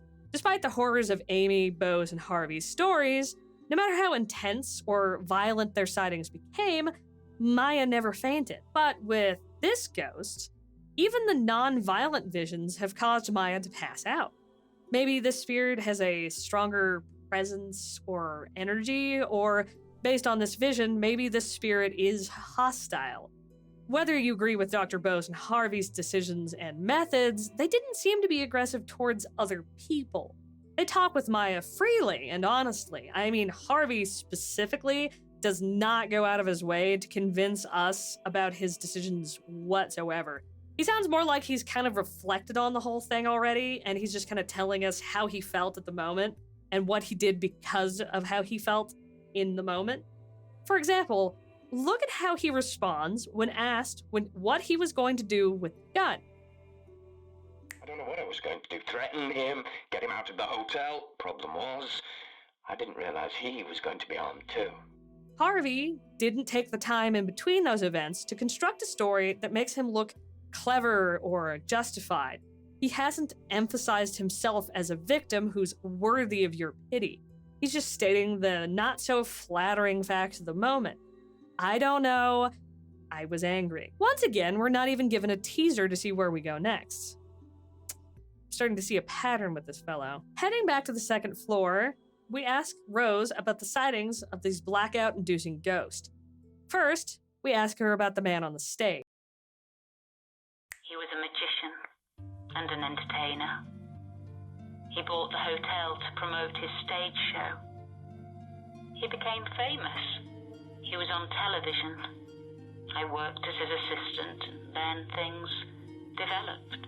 Next, we ask her about the horrible sighting we received in room 301. I never knew what he wanted. There was only one thing I could give him. The first sighting finally gives us a use for the wedding ring. It was mine. Someone made me an offer I couldn't refuse. This unlocks a room on the third floor, room 305. Inside the drawer of room 305, we find a baby rattle. It was for the baby. I kept it in my bedside drawer. I thought having a child would solve everything. I was wrong. Neither of these move Rose from this location, however. The scrying mirror shows the area in front of the elevator on the ground floor. When we call the elevator from the ground floor, the doors open to the elevator stopped just below our level. As we look down at the top of the elevator, it descends.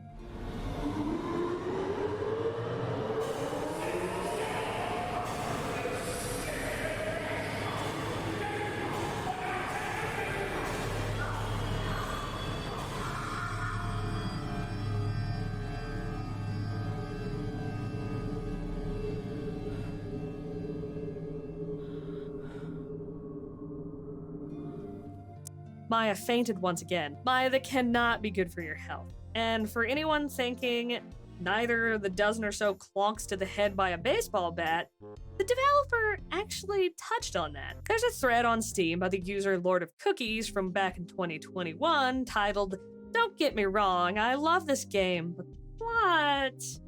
The post contains some of the most common takes and complaints about At Dead of Night.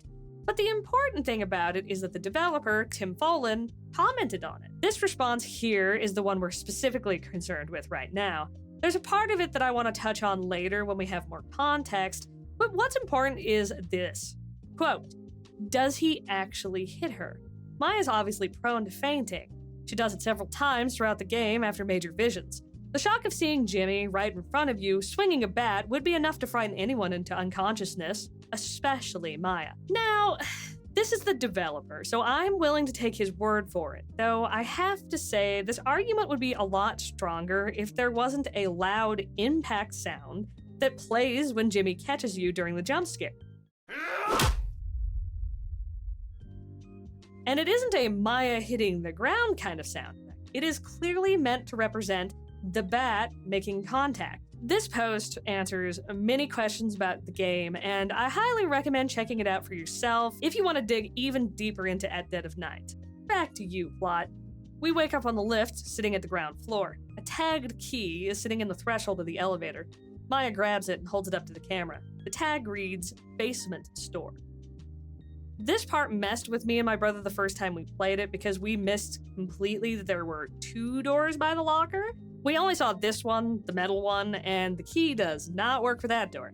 It's for this door. Whoops. Inside of the basement store is a couple of mannequins and a bare metal shelf. A desk sits against the left wall. In one of the drawers, we find Jimmy Hall's birth certificate. This tells us quite a bit. Jimmy was born in 1976. Rose was hotel proprietor before Harvey, and of course the takeaway we're supposed to, take away, Harvey is not Jimmy's father. A stage magician by the name of Hugo Reginald Hall is.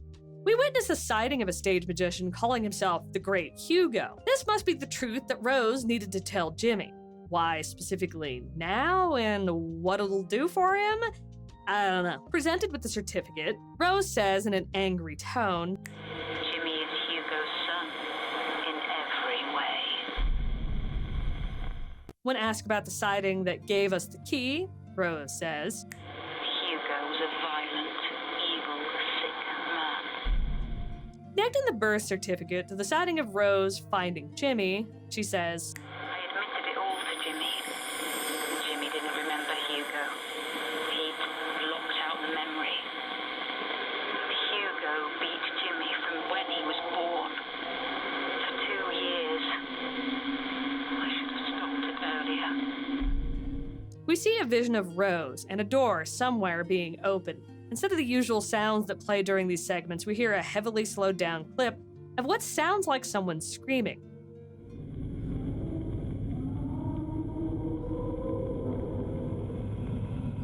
Rose leaves room 223. The scrying mirror shows us the lower ground. We hear the sounds of something like a belt or a riding crop being whipped. Rose comes out of the basement storage, wielding the same kind of bat as Jimmy does in the present time.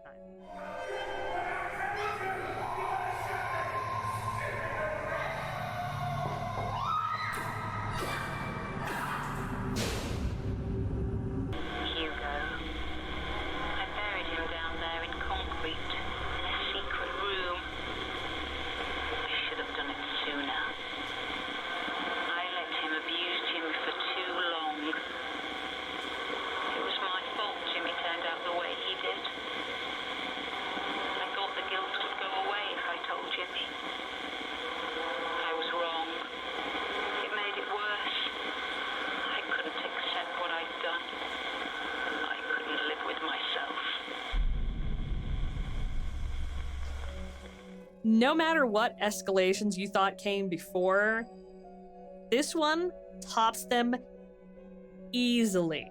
The scrying mirror shows us the same clip we saw during Amy's story, regarding her toy being ruined by Jimmy. I had no choice. Jimmy had gone to find Hugo's grave. I was alone. I knew what I should do. We see a flash of floor 2 and flames. Standing in front of room 212 and looking down the hall, we see the horrifying sight of Rose engulfed in flames, screaming. Hot damn, Rose, what the crap? Of all the things you could do, you do that. Of all the ways you could do that, you chose that! If I hadn't done it myself, Jimmy would have. Or rather, Hugo would have. Hugo's still in charge. Even now, he's controlling Jimmy. Ask Jimmy to show you where Hugo lives.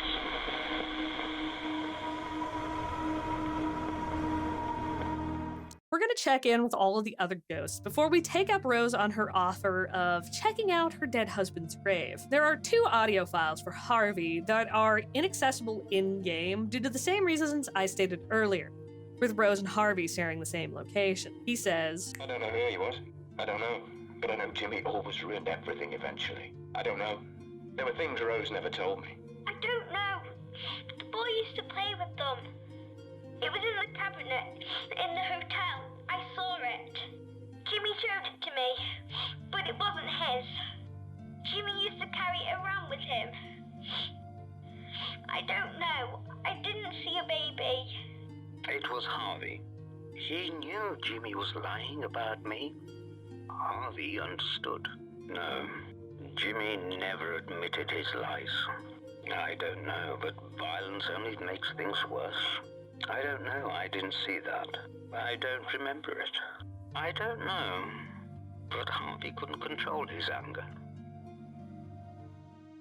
As we lower the receiver, we hear Jimmy talking to us from down the halls somewhere. Talking to the dead, Maya. I know Hugo's your father, Jimmy. I found your birth certificate, and I know Rose tried to kill him. But she failed, didn't she? Then where is he now?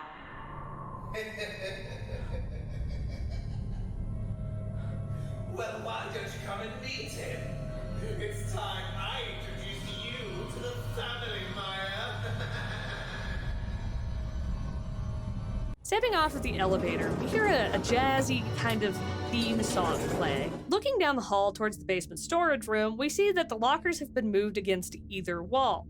A metal door can now be seen partially open at the end of the hall. Stepping up to it, Maya pushes it open to reveal a large, sparse room lit by blazing torches. Between the torches, there is a threshold with no door, through which we can see only darkness. There isn't much to this room, with a bucket, a shovel, and a cement mixer sit abandoned by a noticeable lump in the concrete floor. Rose, I've never killed anyone myself, but I think when you hide a body, you usually dig a hole and you put them in that, and then you put the concrete over it. You don't usually just pour concrete directly on the body. Jimmy, from somewhere we can't see, says, Welcome to Hugo's grave. Mother's little secrets. She mixed the concrete herself, you know, then poured it over his lifeless body and watched it set. She thought she got rid of him, but she didn't get it, Maya. You see, Hugo was just one of us, just another log on the fire. He burned out, but the fire's been burning down the halls for centuries, clearing the way, lighting the darkness, laying waste to the old and the poor and the weak. And it's burning in you too, Maya. I can tell. We are destined to be together, you and I. You're the one I've been waiting for, which is why I can't let you leave. You're staying here with me, Maya. Forever.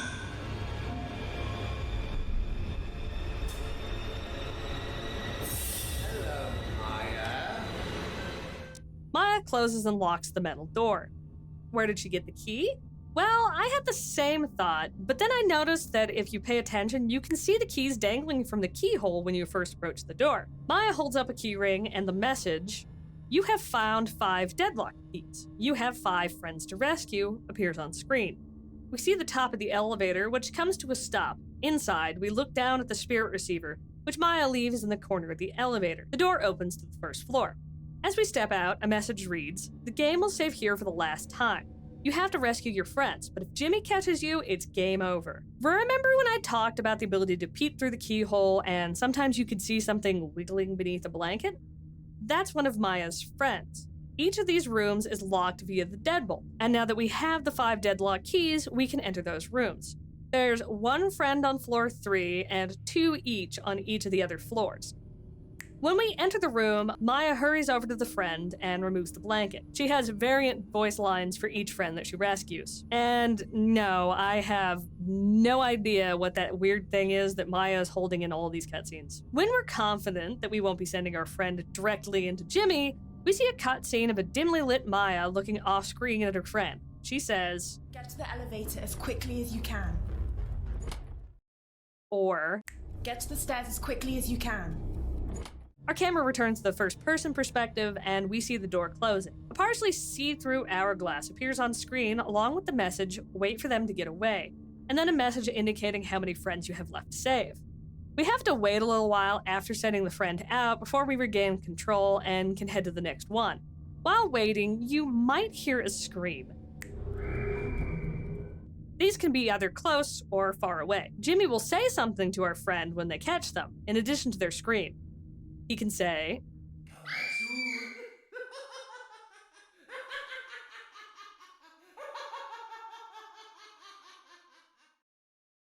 and I think more than any other part, this really hammers home that to Jimmy, or Hugo Punch rather, this is all a big game of cat and mouse. This is why Punch doesn't just camp outside of a room that he knows that you're in. This is why he pretends to leave and hides in the bathroom to jump out at you. This is why he doesn't just sprint down one of the corridors after us. Instead, he lurks. This is why he doesn't lock Maya up. This is why he doesn't kill her. He chloroforms her, and he takes the receiver and occasionally the keys from her and then just drops her off in one of the unlit rooms. After you've rescued all 5 of your friends, regardless if they encountered Jimmy after you sent them out or not, a message pops up that says, "That's the last person released. Now find the exit and get out." The front door is still locked, so we duck into the kitchen and hallway. There's a large metal door at the other end of the hall that was locked, but when we try it now, Maya's able to get it open. My guess as to how is that the key ring we took from the basement also had a key to this door. Why it doesn't have the front door key, I have no idea. Our camera cuts to third person.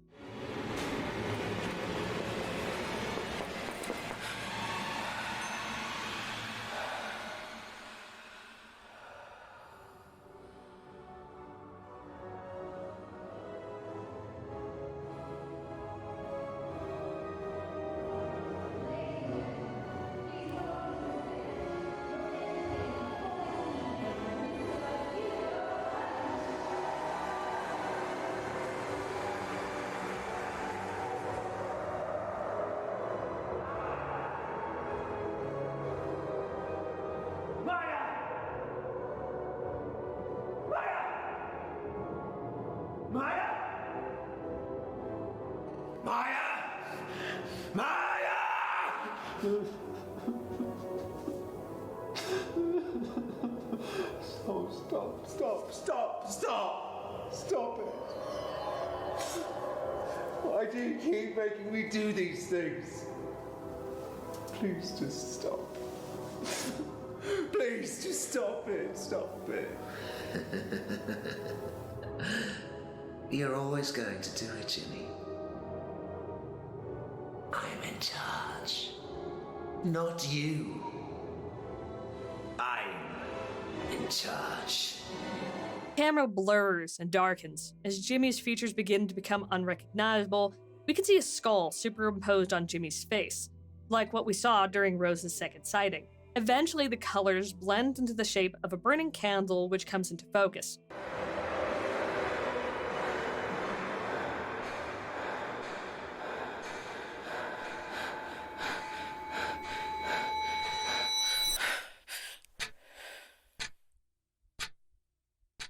Text appears on screen, reading, "In each of us is another whom we do not know. He speaks to us in dreams and tells us how different he sees us from the way that we see ourselves." Carl Jung. A pitch-black hallway, sparsely lit with dim roof lights and lined with mirrors on either wall, comes into view. Our camera slowly moves along the hall. You can see them at dead of night. Our camera pivots to look into one of the mirrors, reflecting back only infinity mirrors. As our camera zooms closer to the mirror, the screen fades to black, and the credits play. At Dead of Night tells 5 tragic, interconnected stories. Amy, a little girl too young to even properly understand death, being bullied and manipulated into an act that ends her life much too soon. Dr. Bose, clinical psychiatrist overcome with despair at his career being destroyed by horrific false accusations, taking his own life because he sees no path ahead. A stepfather struggling with his anger. Any love for his stepson is clouded as he realizes that his stepson has caused 2 deaths in their home, but the boy accepts no responsibility. A mother so desperate to protect her son, after failing to protect him for the first 2 years of his life, is completely blind to the escalating maliciousness of her son, justifying Amy's death as her own fault. Bose as just deserved, and even though he'd been with her for multiple years by the time of his death, she paints Harvey as crazy. And Jimmy, the victim of what appears to be a hereditary curse. And I want to take a moment to emphasize that while there are definitely parallels that you can draw, Jimmy does not have dissociative identity disorder. The developer put a disclaimer in the main menu, acknowledging that Jimmy's story could parallel Did, but emphasized that Jimmy's story is supposed to be a theatrical, symbolic representation of a person struggling with two opposing moral paths. Your mileage may vary on how effective Jimmy represents a single individual struggling with those morals. On my first experience with the game, which was watching my brother play it, I immediately thought of possession because the game centered so heavily on ghosts. That was the assumption that everyone I personally know who experienced the game also came to, but I can totally see the parallels. I'm not saying they're not there. Anyway, possession seems to be the vehicle the writer chose to convey these opposing morals, though it is a bit different than your standard ghost possession. This ghost may or may not be the ghost of a human that once actually lived, but rather an entity that someone in the Hall family was possessed with, and then has been passed down generation to generation. My impression is that whoever is possessed is normal at first, but the possession gains more and more strength as the years go by. Their control is slipping more and more. Jimmy's control was noticeably faltering by the time he was about 10. Some of Harvey's dialogue could be taken as an indication that he was faltering even before that, but Jimmy was obviously not so horrible that Harvey stopped pursuing a relationship with Rose. Rose says that Jimmy changed in the time between him killing Harvey and coming back. We get no real idea of how long he's been gone. It's possible that Jimmy underwent a psych evaluation after killing his stepfather and spent some amount of time recovering in a psychiatric hospital. Either way, by the time Jimmy comes home, Rose notices that he is more helpful. Jimmy was able to suppress Hugo Punch better than before and act more like his true self. But then, after some unknown amount of time, his control slips and Hugo Punch comes back with more force than ever before.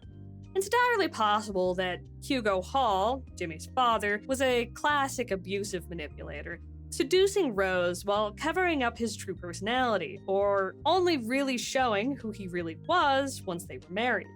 But it is also possible that Hugo was like Jimmy. He struggled with possession all of his life, his control weakening as he grew older, and eventually he lost control. This could mean a few things, but that's getting a little too nitty-gritty for this section. And really, my favorite thing about A-Dawn is not the story specifics or the characters, don't get me wrong, I do like those. But my favorite thing is how effectively the developer was able to convey these stories using limited methods. We learn these stories through short, punchy cutscenes and snippets of dialogue. If you put together everything Amy says about all the sightings and objects you can ask her about, her script totals just over 300 words. The total runtime of her visual story, without the time spent gathering clues and moving from location to location, is probably only a few minutes. But even with this limited space, you're not only able to understand Amy's story, but you can empathize with her. You feel horrible when you see her at the bottom of the stairs, and she says she can't wake up anymore. The dialogue is especially worth mentioning. Each character has their own unique voice. You can pick out Amy from Bose from Harvey. You get a solid grasp of not only their personality, but their relationship with other characters. You can feel Harvey's simmering resentment for Jimmy, how his behavior over the years has made him suspicious of Jimmy.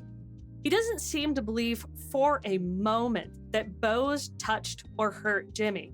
Rose, as she villainizes the other victims, immediately establishes herself that she is so desperate to protect Jimmy, she is willing to blind herself to reality. I am such a sucker for a well-crafted, tight, efficient story. Everything has its place. It doesn't throw layers and layers of unnecessary exposition at you, but it also doesn't leave you out hanging dry by being extremely vague. Being efficient doesn't mean there's no room for mystery and interpretation, and I think At Dead of Night is proof of that. From a gameplay perspective, Dawn has a relatively simple formula that is very well polished. Yeah, there were times when triggering an event was more obnoxious than it probably should have been, but for the most part, it functions as it should. Jimmy doesn't rely on cheesy AI tricks to make him seem more menacing. You can hear him move before you're in threat. You can watch him from a safe hiding spot before making your move. Heck, you can even wait him out until he leaves the floor if you feel like it. There's no timer forcing you to do anything. After a while, the challenge can start to wear off as you learn his mechanics, but at least it plays fair. At Dead of Night was a breath of fresh air for the indie horror game genre when it came out in 2020. And say, did you ever think, man, I wonder what this game would have been like if it was from the 90s, the era when FMV was actually relevant, while watching the video? Then have I got just the thing for you. This video is about Amber: Journeys Beyond, a first-person FMV horror point-and-click adventure made by a small indie team, just like Dawn. See you there.